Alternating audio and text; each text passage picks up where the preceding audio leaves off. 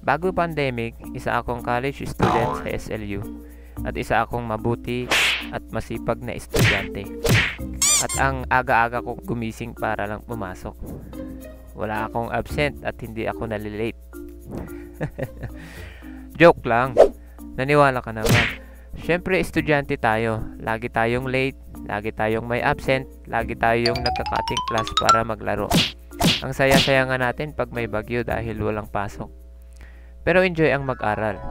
Na-enjoy ko mag-aral noon kasi nakakasama ko ang aking mga kaibigan, ang mga barkada, naglalaro ng basketball, nagkikwentuhan, nagtatawanan, at naglulukuhan. Sama-sama pa kami minsan pumunta sa library para mag-review. What? Bro, what are you talking about, man? Enjoy din mag-aral kasi nandyan si Crush. Ay, ang sarap mag-aral. Pero, lahat ng yun ay nawala. Sa isang iglap, lahat ng bagay na yun ay nagbago dahil sa COVID-19. Nagumpisa ang coronavirus sa bansang China at kumalat ito sa iba't ibang panig ng mundo. Pati na ang Pilipinas tinamaan ng COVID-19. Sabi nila sa school, magsiuwian na kayo dahil wala na tayong pasok. Wala tayong pasok ng isang linggo dahil ang coronavirus ay nakapasok na sa ating bansa.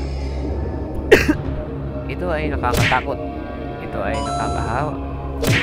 At ito ay nakamamatay na sakit. Sinabi din nila na pagkatapos ng isang linggo ay may pasok na naman dahil nawawala din yung COVID na yan. Kaya ang saya-saya namin noon dahil makakapagpahinga na kami ng isang linggo.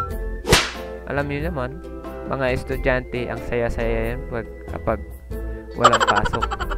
Sa first day of classes lang yan masaya.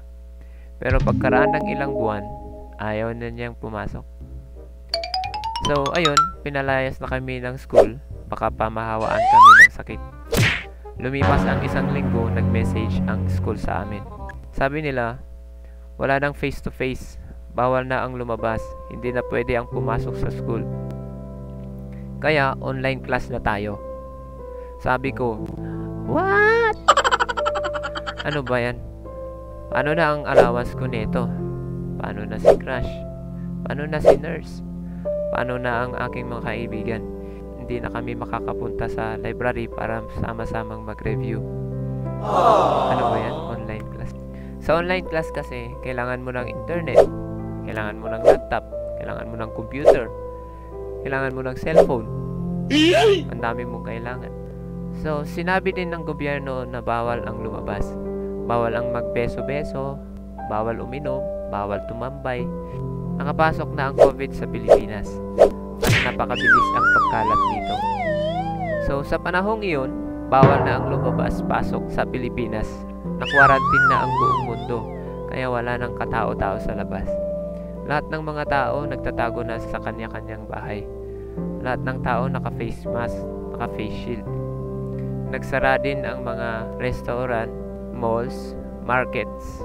Kaya ang daming nawalan ng trabaho at umaasa na lang sa ibibigay ng gobyerno. Ang mga tao ay natatakot.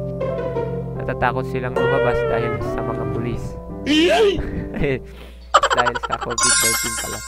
Dahil sa COVID-19, nagbago ang ikot ng mundo. Dahil sa COVID-19, marami ang namatay. Dahil sa COVID, na iba ang buhay ng karamihan. Maraming umiyak, maraming nawalan ng trabaho, maraming nabaliw, maraming nasira ang buhay at pangarap. Marami ang nangyaring hindi mo maintindihan kung bakit. Dahil sa COVID na yan. Dahil sa COVID, kaya naapektuhan din ang aking pag-aaral noon. Nawalan na ako ng gana mag-aral.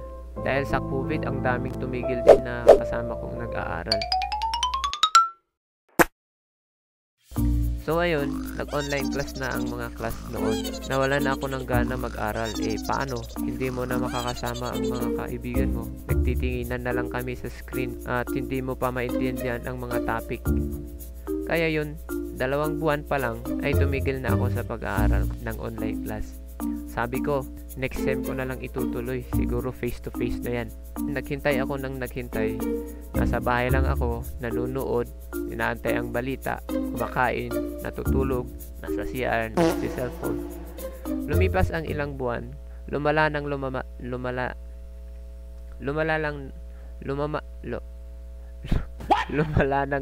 ang sitwasyon. Ang daming tao ang nahawaan ng sakit. Ang dami ring namatay dahil dito. Napapanood ko na lang sa TV na iniiwan na lang ang mga bangkay ng mga tao sa gilid ng kalsada dahil ayaw nilang mahawaan sa sakit na ito. Lumipas pa ang mga ilang buwan, napapaisip na ako kung babalik pa ba sa normal ang buhay ko. Mawawala kaya ang pandemic na ito? Itutuloy ko pa ba ang pag-aaral? So marami na akong namimiss at namimiss ko na ring pumasyal, namimiss ko na ang mag-aral face to face. So ayun, to make the long story short, pagkaraan ng 2 taon, unti-unting bumabalik sa normal ang ikot ng mundo. Paunti-unti na ring naglalaho ang COVID-19. Paunti-unti na ring bumabalik sa normal at nakakalabas na ang mga tao. Pwede nang lumabas ang mga tao. Pwede na ring pumasok sa paaralan. Yung inaantay kong face-to-face ng 2 buwan, umabot pa ng 2 taon. Kaya yun, hindi na ako nag-aral at naghanap na lang ako ng mga trabaho. Ang dami ko nang pinasukang mga trabaho at naisipan kong maging animator. Baka kung sakali man ay dito ako pala rin. So ako si Leonard. Sana nagustuhan nyo at na-enjoy nyo ang aking kwento. Ikaw, anong kwentong COVID mo? I-comment mo naman. So don't forget to like and subscribe. Okay, bye!